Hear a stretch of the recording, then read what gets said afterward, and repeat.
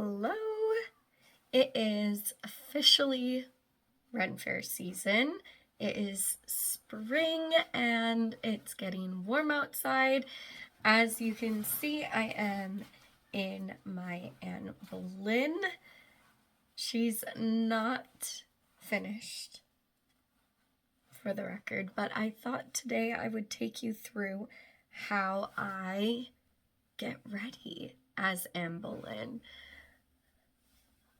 So let's get started. I have my long pearls on, and so it's wrapped around twice to give that kind of illusion of the string going down and then the pearls across.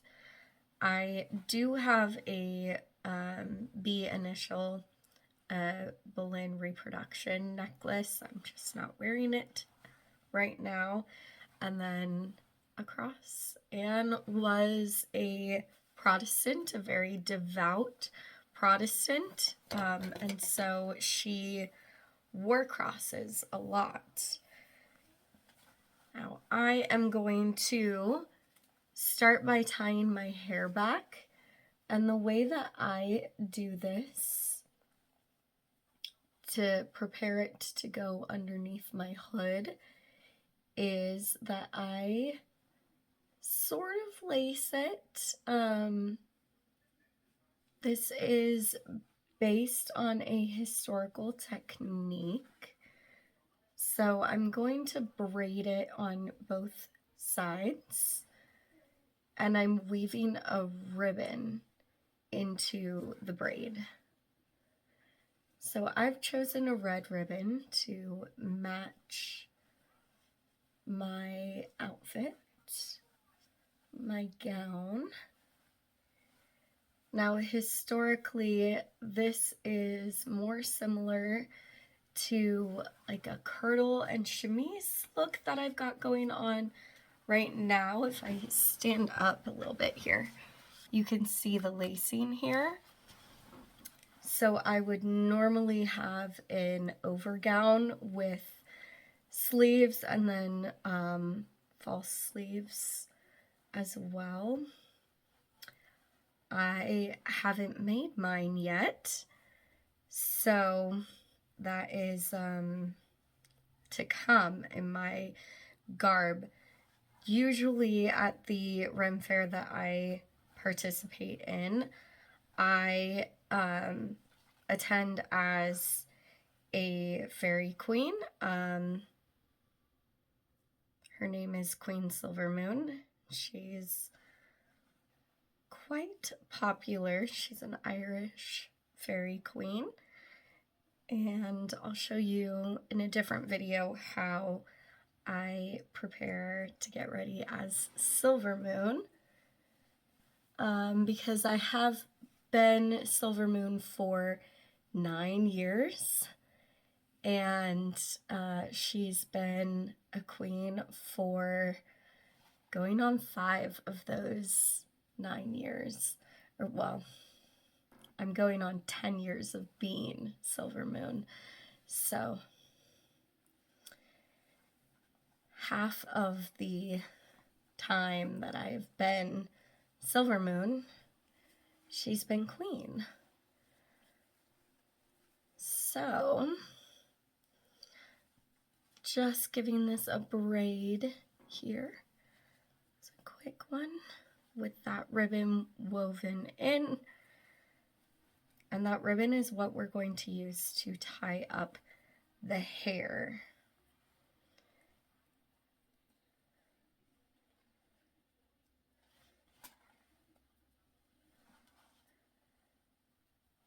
Now, there are quite a few tutorials on YouTube on how to do this, different methods of how to do this.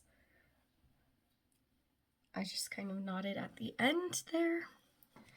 And then I'm going to bring it up around. This ribbon is too long at the moment, so I will be cutting it. I tuck it down around And I'm going to just be tying it in a bow at the nape of the neck here.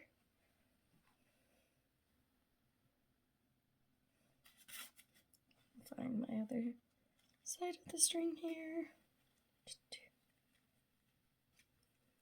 There we go.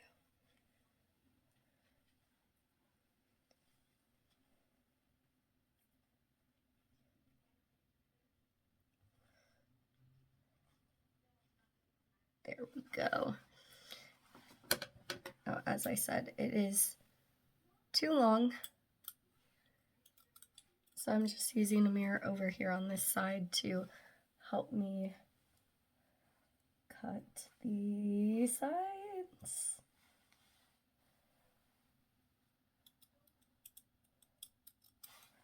There we go. So they're a little bit better as far as length goes. And then I'm gonna bobby pin it into place because we want it to stay. Point of these braids is for them to stay on the top of our head. Traditionally, these probably wouldn't have been bobby pinned, or pinned, I should say.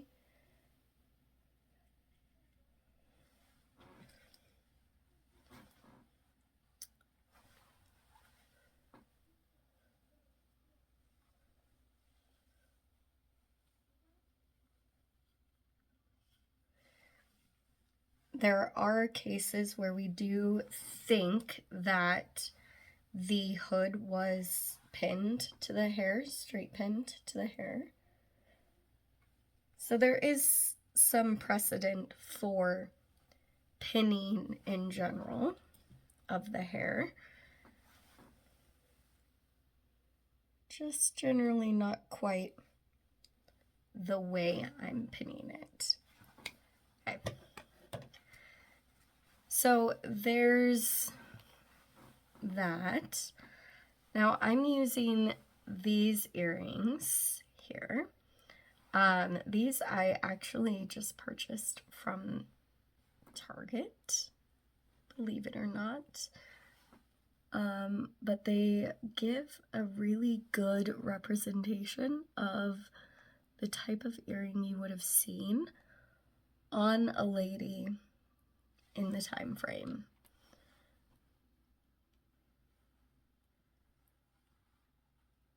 And Anne loved her jewelry. The only makeup I have on right now is a lip stain. And that is, in fact, the only thing that I will put on my lips. You can use whatever lip stain you like that you feel enhances your natural lip color. I'm using this one from Makeup Revolution. This was in a Halloween collection that they released a few years ago. Actually, it's called Vampire Kiss. I do like using the e.l.f. lip stains as well. Just making sure that they really dry down so they are matte. The idea is to make it look like you have nothing on your lips. It's just your natural lip color. So I am going to go ahead and go into some MAC Painterly Paint Pot. And this is going to go on my eyes.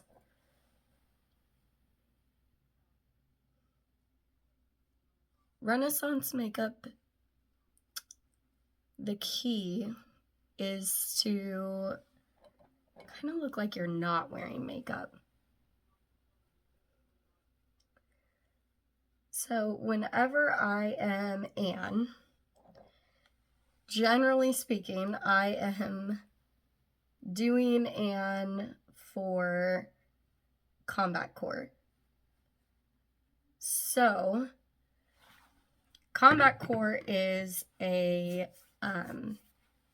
fight choreography team that works with the Renaissance Fair in my area. We are the hometown fight choreography team, the in-house choreography team. I'm going to set that with the Wet n Wild light pink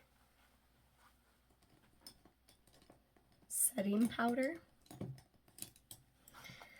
Because if you look closely at Anne's portrait, her eyelids do look a little pink. So we're going to go in with a pink blush, but we are just going to initially set with a little bit of a pink powder. Just kind of help that along.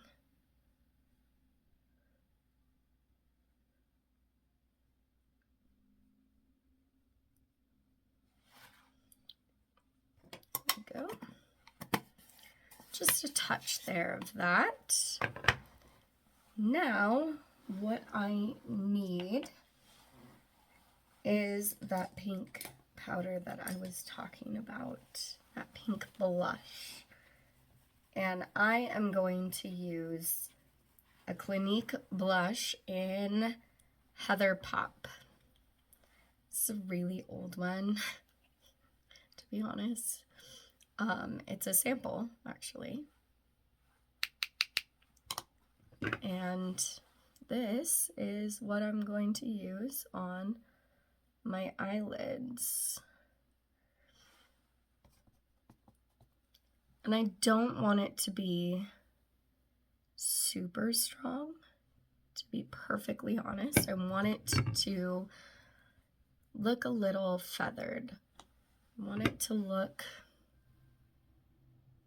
very light, like it's barely there.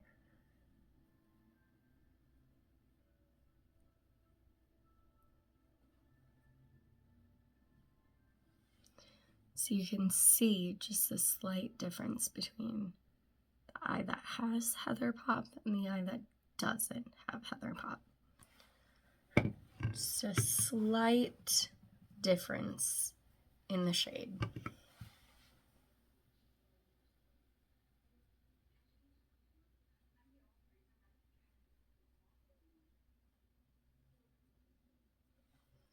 Just taking it to my crease.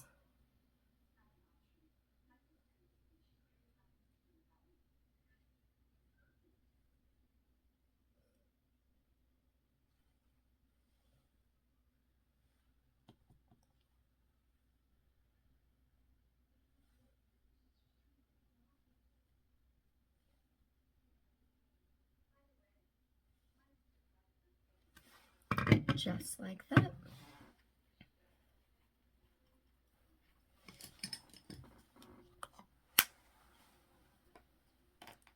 Okay. Eyebrows, very simple. I'm just using the e.l.f. Wow Brow. And I use the shade Deep Brown in this.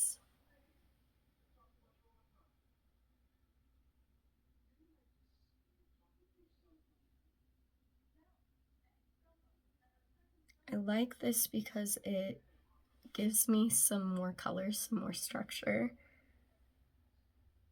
but it doesn't overdo it.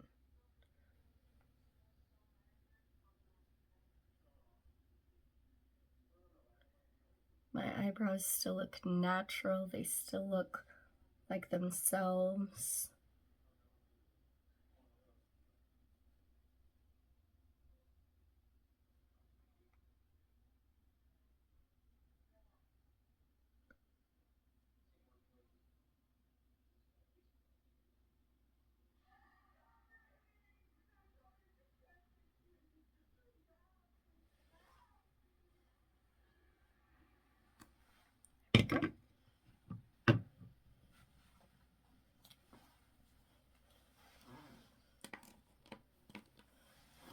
Now I have deep set eyes.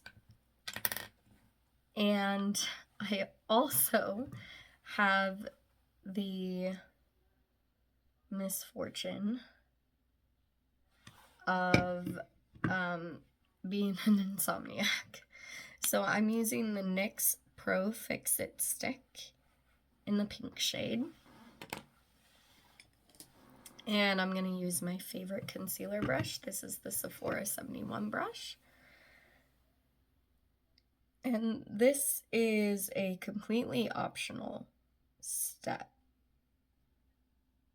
They didn't do this back in the day. It'd be totally normal to have darker under eyes. Just like it's totally normal for us to have darker under eyes.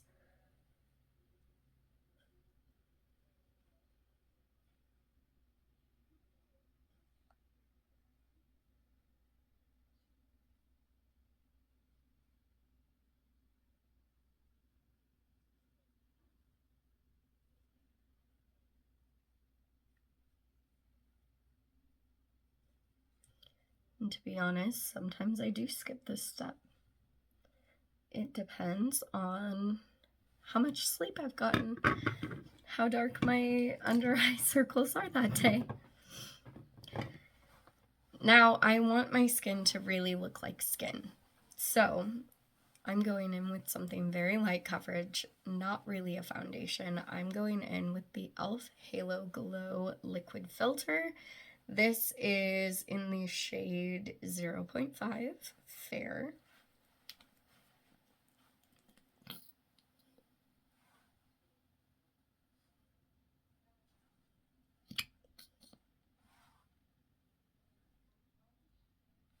I'm filming on my phone, so if I keep looking not at the actual camera, a little bit off center, that's why. But I'm actually just going to use my hands to rub this in, and I have a mirror right over here, so I'm looking over here for a minute.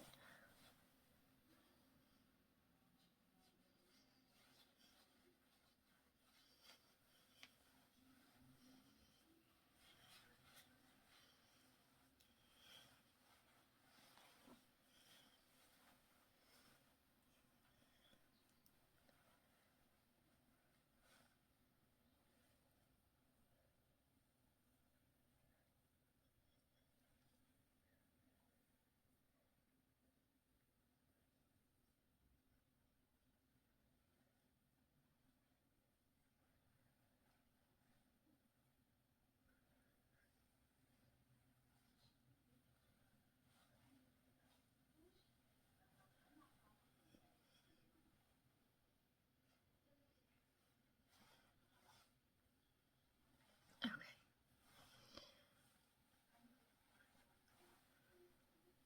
So there we have it blended in. I didn't do much.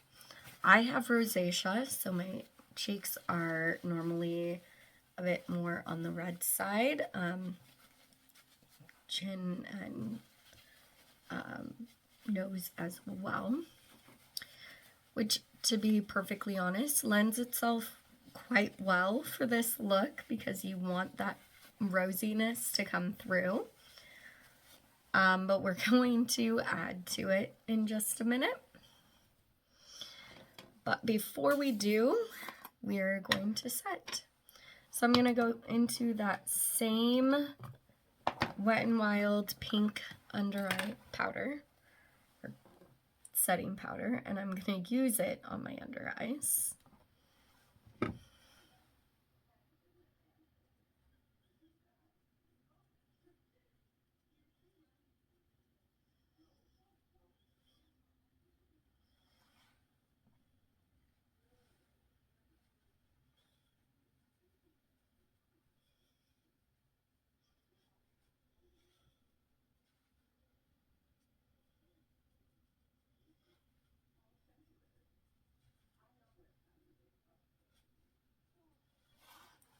just like that.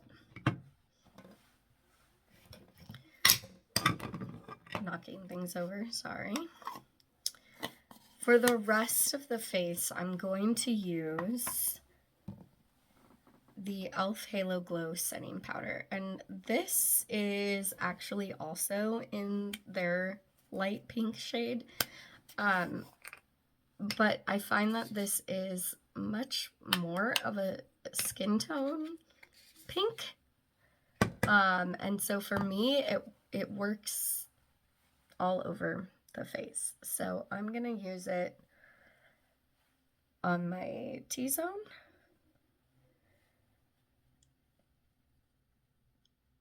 And this is just to bring down the glow from that Halo Glow, what is it? Halo Glow liquid filter. And then I'm also going to use it on my cheeks.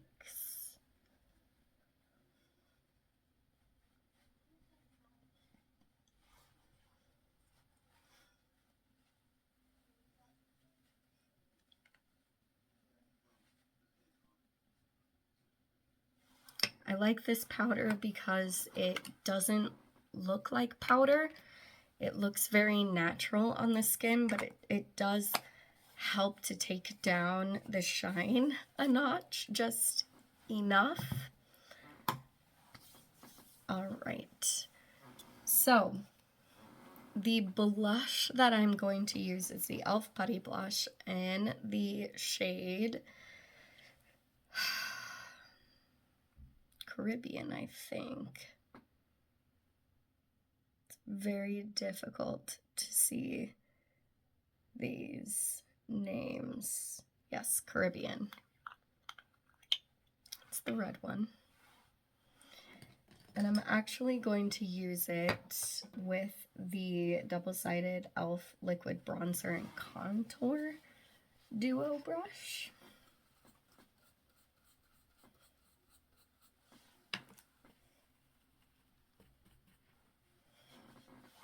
I'm not doing any contouring or any bronzing. I am just blushing.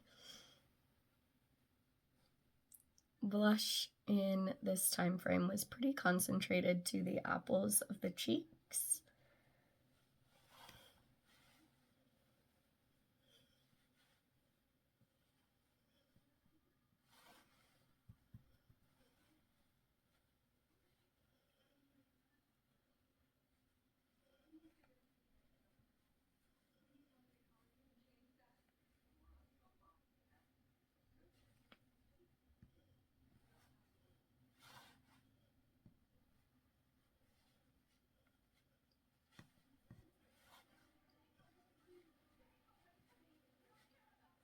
You wanted a very natural rosy glow. Women a lot of times would pinch their cheeks, they would slap their cheeks, or they would prick their finger and they would use the blood that came from that prick, and they'd use the blood as a lip and cheek tint. We're not doing that. We're using actual blush, but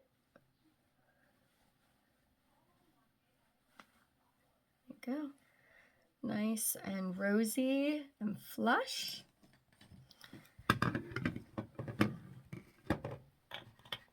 The very last piece here, because we don't want any highlighter, you do want a little mascara. Now this is the e.l.f. Lash Extender, but this is in the brown shade. So we want to accentuate the lashes, but we don't want a really dark, stark contrast. So a brown mascara is perfect for what we're going for.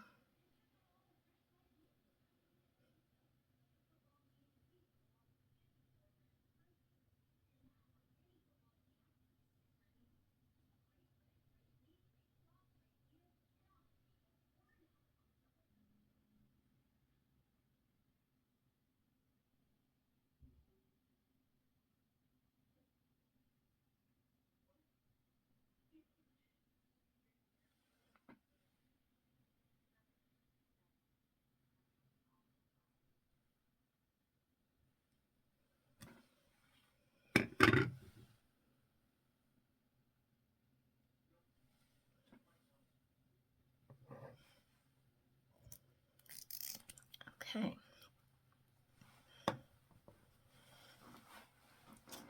Makeup. Put my rings on. And would have more rings than that, but we're going with what we have at the moment. And it sits over my braids to cover those.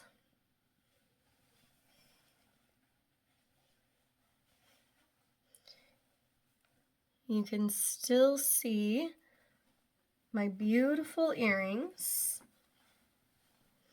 You can see a little bit of my hairline, which is what made the French hood so scandalous at the time. The English hood, or the gable hood, actually called the gable hood, it's associated as the English hood at this point in time because it was associated with Catherine of Aragon and Jane Seymour and Henry VIII's mother. So it's called the English hood. It's a gable hood, and it covered the whole hairline. So the French hood sat further back and exposed the front of the hairline, which was at the time very scandalous. And Anne Boleyn was known, she brought over the French fashions because she had been a lady in the French court. And so she brought over the French fashions, French clothing, and the French hood. So this is our completed Anne Boleyn. I'll get a little closer here so we can see.